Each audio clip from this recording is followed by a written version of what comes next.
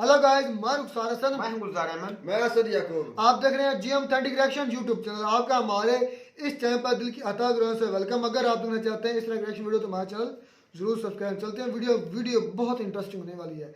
जिस तरह हमने देखा था कि मोदी साहब का भाई एक उसकी अपनी शॉप है, मामूली सा करो, एक इंडिया का वजीर आजम, उसके भाई की अपनी शॉप है। हालांकि मोदी साहब उनको बड़े किसी भी पोस्ट पर रखवा सकते हैं। इसी तरह सीएम है यूपी का योगी आदित्यनाथ, और उसकी सिस्टर बेच रही है फूलों का कारोबार कर रही है, अपनी शॉप बनाई हुई होगी या जो भी है उसके रिलेटेड उसकी शॉप है।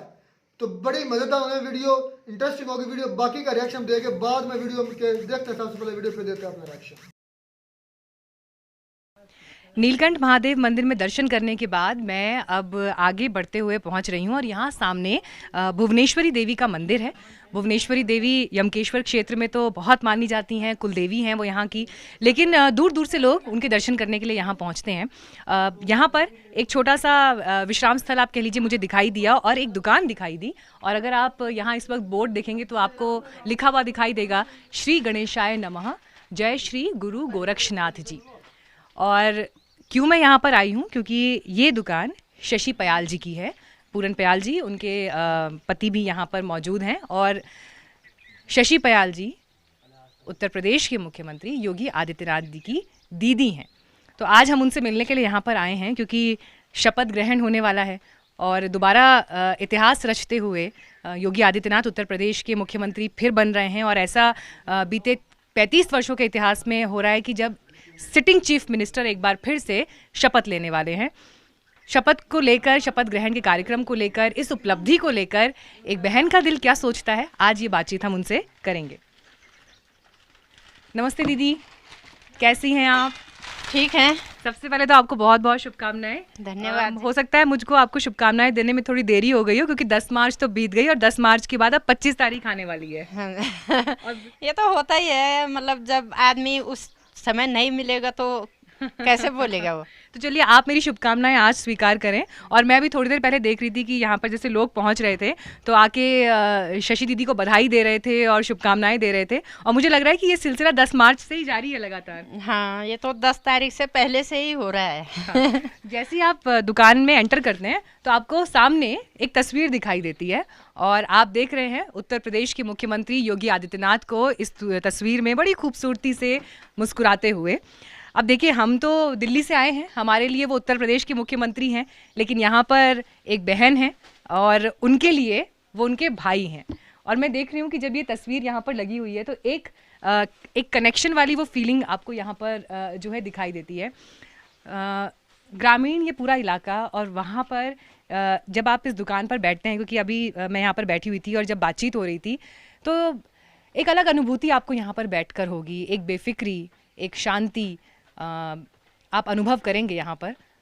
लेकिन चर्चाओं में जब पुराने किस्से खुलते हैं, जब पुराने पन्ने खुलते हैं जीवन के, तो और दिलचस्पी आती है उन बातों को सुनने में। और कैसे योगी आदित्यनाथ का जो ये पूरा सफ़र रहा है, एक एक पन्ना जब वो खुलता है तो बड़ी सारी चीज़ें जो है आपके सामने निकल कर आती हैं और संघर्ष की एक कहानी भी आपके सामने आती है।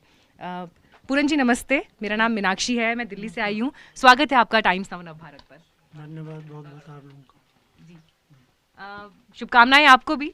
लेकिन मैं ये देख रही हूँ कि शपथ ग्रहण को लेकर उत्तर प्रदेश में, लखनऊ में तो तैयारियां ज़बरदस्त हैं। उत्तराखंड में भी कुछ उसकी रौनक अभी महसूस हो रही है? हाँ बिल्कुल है। मैं तो पहले तो बधाई मैं उत्तर प्रदेश की जनता को देना चाहता हूँ जिन्होंने उनको इतने बड़े बहुमत देकर दोबारा उसमें मुख्यमंत्री की दौड़ में लाए हैं। और मैं तो यहाँ पे दुकान में बैठा रहता हूँ तो लगभग जितना यात्री आता है उसमें से 90% यही बोलता है कि भाई योगी जी। तो हमें इतनी दिल से खुशी होती है। हाँ। अब हमें ये भले वो अम्मा नहीं जा पाते या उनसे मुलाकात नहीं हो पाती, पर जो यहाँ बैठ के जो लोग बोलते हैं, जितनी खुशी हमको उनके बोलने से मिलती है वो शायद उनके पास जाने से भी नहीं मिलेगी उतनी। चलिए, आज अब दीदी के साथ कुछ और बातें करेंगे। आप भी आ जाइए ना इधर, पूरन जी आप भी आ जाइए इधर, बातचीत करते हैं। और मैं आज ये बात क्लियर करना चाहती हूँ, क्योंकि जब मैंने परिवार से बात की तो मुझे एक नाराज़गी उनके भीतर दिखाई दी कि क्यों ऐसी बातें प्रचारित की गई जो सच नहीं हैं और जो उन्होंने कभी किसी से कही नहीं है। और इनमें से एक वर्जन ये है कि आपने इधर उधर पढ़ा होगा कि शशि दीदी जो है वो फूल भी बेचती हैं और वो जीवन यापन यहाँ पर करती हैं नीलकंठ मंदिर के पास। तो मैं आज इस बात को क्लैरिफाई करना चाहती हूँ कि ऐसा नहीं है। माता भुवनेश्वरी देवी का जो मंदिर है वहाँ पर उनकी दुकान है, जहाँ पर चाय नाश्ता से लेकर प्रसाद का सामान जो है वो सब रखा है, और जो भी यहाँ पर श्रद्धालु आते हैं वो यहाँ पर पहुँचते हैं। दीदी कितने वर्ष हो गए यहाँ पर दुकान को? 10-12 साल हो गए यहाँ 10-12 हाँ साल से। जी। और कुठार गांव आपका यहीं बिल्कुल बाजू यहाँ में से ही है? 1 किलोमीटर नीचे है। 1 हाँ किलोमीटर जी, हाँ नीचे जी। है। सुबह आते हैं दुकान खोलने, शाम को चले जाते हैं। तो अभी महाराज जी से बात हुई? नहीं, बात नहीं हुई है अभी। 10 मार्च के बाद बात नहीं हुई? नहीं, एक दिन मतलब हम बोल रहे थे पर बात नहीं हुई। बात नहीं हुई। तो शपथ ग्रहण के लिए टीवी पर देखेंगे या लखनऊ जाने का कोई कार्यक्रम हो सकता है? नहीं, मायके में जाएंगे मम्मी के पास। अरे वाह, क्या बात। देखिए बेटी के लिए तो जो है उसका मायका ही जो है वो सबसे सुंदर और सबसे अच्छी जगह होती है, जहाँ जाकर फिर से पुरानी बातें पुराने किस्से खुलते हैं। माँ खुश थी? हाँ, माँ खुश है। हम गए थे अभी, मतलब जिस दिन भाई वहाँ से विधायक के उसमें जीते थे तो तब गए थे हम वहाँ। तो 10 मार्च को? हाँ, 10 मार्च को। तो मम्मी बड़ा उस दिन रंग वंग उड़ रहा था, मैंने सब देखा हाँ, तस्वीरों तो में। मम्मी को बोला हमने कहा हम क्यों आए हैं हाँ, कि भाई वहाँ जीत गए हैं हाँ। तो आप तभी आए वहाँ से। जी हाँ, तब मतलब बैठे थे मम्मी के साथ में, हाँ। थोड़ी बात कर रहे थे। सब आ रखे थे वहाँ, गांव वाले भी आ रखे थे मिलने के लिए, इधर उधर रिश्तेदारी भी सब पहुँच गए थे वहाँ। सभी लोग वहाँ पहुँच हाँ गए जी। थे। मैं एक चीज़ आज जो है आप सबके सामने कन्फेस करना चाहती हूँ, क्योंकि दीदी बड़ी प्यारी गढ़वाली बोलती हैं और जब गढ़वाली में बात कर रही थी तो मुझे ऐसा लग रहा था कि जैसे मैं अपने घर परिवार में जो भाषा सुनती हूँ, अब क्योंकि अभी हमें राष्ट्रीय टेलीविजन पर देश के अलग अलग हिस्सों से लोग सुन रहे हैं तो मैं हिंदी में बोल रही हूँ, पर इतका मिठी गढ़वाली बोल चाहिए न कि मिताई अन लगी कि जनकी मैं यार पूरे घर में कोई बुना चे जैसे अपने घर में कोई बोल रहा हो वैसा भाव आ रहा था। और अगर मेरे पास आज मतलब थोड़ी सी इंडिपेंडेंस और आज़ादी हो तो मैं बजाय कि कैमरे की बात की ऑफ रिकॉर्ड जो बातें हो रही थी वो सुनवाना चाहती हूँ, क्योंकि आप इनको बड़ा सीरियस हो सकता है अभी कैमरे पर देख रहे हो, लेकिन जिस तरह के किस्से इन्होंने पिछले जीवन के बताए या पुरानी बातें बताई, जैसे एक छोटी सी बात है कि दीदी की डोली जो है वो महाराज जी लेके आए। महाराज जी लेकर आए। हाँ जी, महाराज जी लेके आए थे, वही आए थे साथ में यहाँ। और ये कितने साल पहले की बात है? ये 31 साल हो गए हमारी शादी के। अरे वाह। हाँ। तो आपकी डोली जो है पंचूर गांव से यहाँ कुठाल गांव आई, और मेरे को याद है कि पहले तो जैसे सड़क और रास्ते बड़े पथरीले होते थे, बल्कि अभी भी इनफैक्ट सड़क तो नहीं रही होगी तब। सड़क थी, उस पिताजी की बस थी उस समय। अच्छा। तो बस हमारी बस आई थी वहाँ से। हाँ हाँ हाँ, बारात द्यूली तक आई थी, वहाँ से फिर पैदल रास्ता ऊपर को। हाँ। और द्यूली जो है यमकेश्वर क्षेत्र में एक बड़ा मार्केट है। यहाँ पर हम ये बता दें, वहाँ पर बैंक से लेकर हॉस्पिटल स्कूल तक की व्यवस्था है। तो एक स्टेशन है, मतलब जैसे जो भी लोग यहाँ पर आना चाहते हैं तो उनको लैंडमार्क के रूप में कहा जाता है कि आप द्यूली पहुँच जाएं और फिर वहाँ से जो भी नज़दीकी गाँव हैं वहाँ पहुँच सकते हैं। तो दीदी आखिरी बार राखी कब बांधी थी? राखी याद भी कहाँ है, अब क्या पता कब बांधे होगी अब तो भेज देते हैं हम, बस पोस्ट। अच्छा, भेजती हैं राखी? हाँ, भेज देते हैं यहाँ से बस। बाकी और लास्ट बातचीत कब हुई थी महाराज जी से आपकी? लास्ट बातचीत हुई थी जिस समय चुनाव हो रहे थे उस समय हुई थी बस। आप बोल रहे थे, टीवी में सुना था हमने कि आएंगे वो यहाँ मम्मी को मिलने के लिए, तो तब हम भी तब जाएंगे फिर मिलने के लिए। तब बोलेंगे, तब बात करेंगे साथ में बैठ के वैसे तो वो ज़्यादा बात करते नहीं घर वालों से, किसी से नहीं।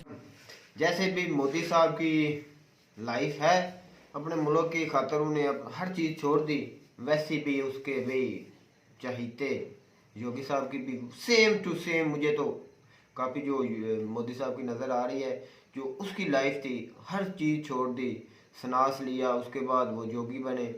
तो सारी भी ज़िंदगी उसने अपने मुल्क की खातिर, वो शुरू से रुखसार भाई के ना डिसिप्लिन, घर से लेकर अपनी फैमिली बचपन से लेकर वो सीरियस, उसने भी बोला कि आप तालीम हासिल करें, सीरियस रहें, जिंदगी को सीरियस ले।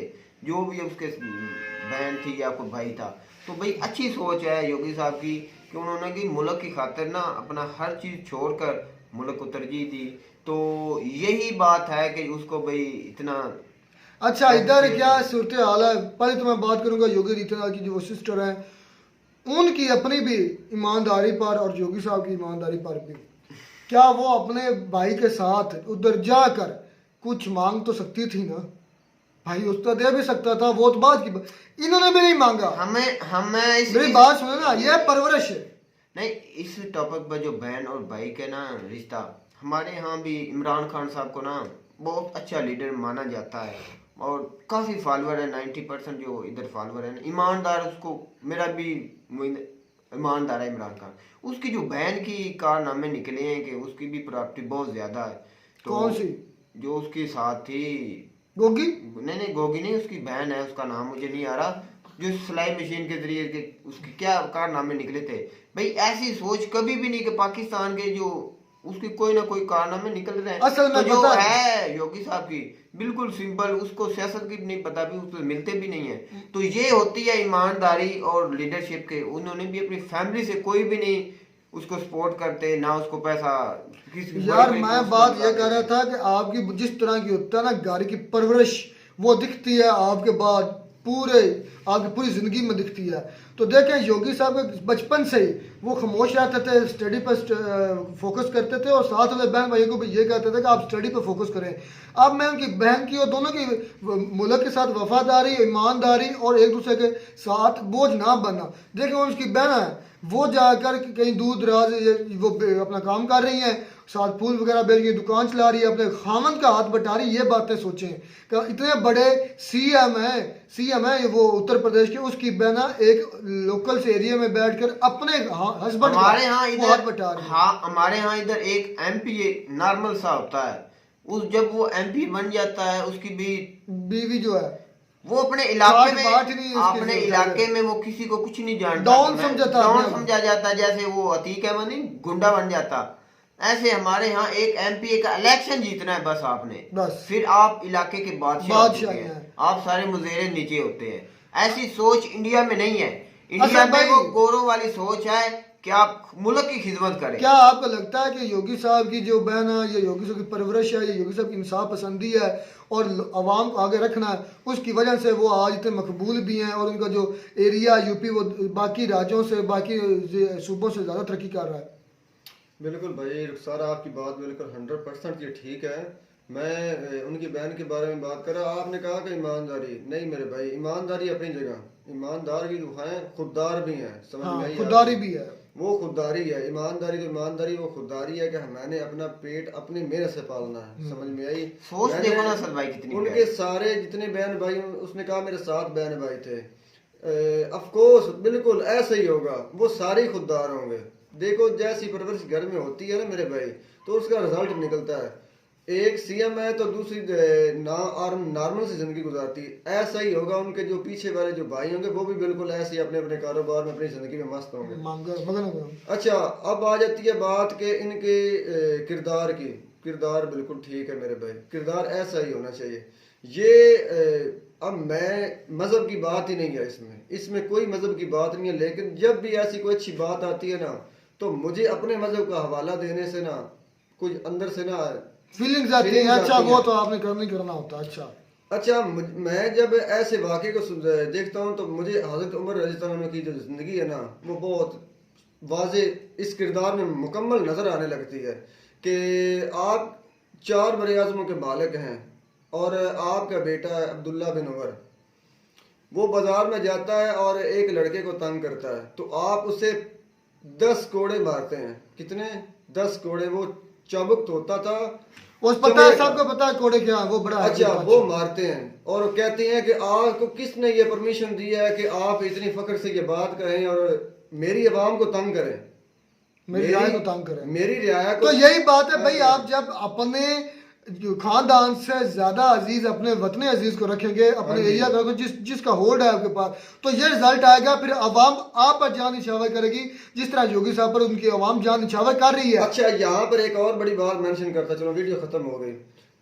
ज़ाहिर बात है अब वो वैसा ना ही दौर है, ना वैसे लोग हैं, इन्हें सिक्योरिटी की जरूरत पड़ती है। तो भाई हमारे जितने भी 4 पहले गुजरे हैं ना बड़े लीडर्स, उनके पास कोई सिक्योरिटी नहीं होती थी मेरे लिए। तो ये बड़ी अच्छी बात है। तो उस बहना ने जो हमारी है उन्होंने ये भी बोला कि मैंने किसी को नहीं बताया, सिक्योरिटी का बड़ा यही बहुत सिक्योरिटी इशू की होता वजह से ना, है। यही जैसे उन्होंने अतीक पर प्रतीक अहमद जो है अतीक अहमद पर उसका वो दुश्मन घराना उनका बन गया हो। ऐसे कई ऐसे गैंगस्टर गुंडे होंगे जो ऐसे कई गैंगस्टर होंगे जो बोलेंगे भी इसकी फैमिली बैकग्राउंड कहाँ है, किधर है, बढ़िया यार, अटैक हो सकता है। अच्छा लगा, बोले ही नहीं। बड़ा अच्छा लगा, बड़ी अच्छी वीडियो थी। और मुझे मेरा जो सीना फख्र से चौड़ा हो रहा बुलंद हो गया, काश हमारे भी लीडर ऐसी सोच रखते और ऐसी लाइफ और जीते। आज हम भी इस मुकाम पर ना होते, आज हम भी तरक्की करें। इंडिया की तरक्की का राज यही है। अब देखें खुल रही है ना बातें आस्ता आस्ता, तो यही राज है। बहुत से राज खुलने वाले हैं, अभी और भी बाकी हैं। तो मैं कहते हैं आपको हमारी वीडियोस लगी होगी, वीडियो लगी हो तो हमारा चैनल जरूर सब्सक्राइब करें। मिलता नई वीडियो में नया टॉपिक के साथ, तब तक दीजिए इजाजत। अल्लाह हाफ़िज़।